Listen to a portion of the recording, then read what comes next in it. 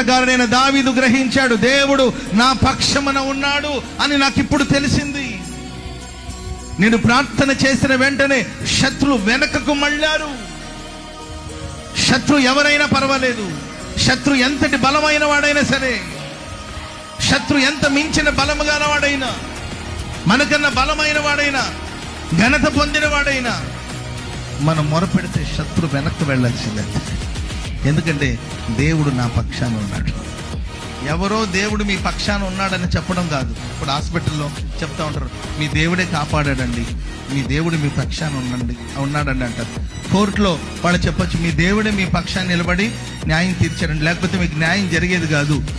దేవుడే అద్భుతమైన సాక్ష్యాన్ని ఆ సమయానికి రప్పించి, ఆ సాక్ష్యాధార లేకపోతే మీరు ఓడిపోయి ఉండేవాళ్ళు, దేవుడే మీ పక్షాన ఉన్నాడమ్మా అని అంటూ ఉంటారు.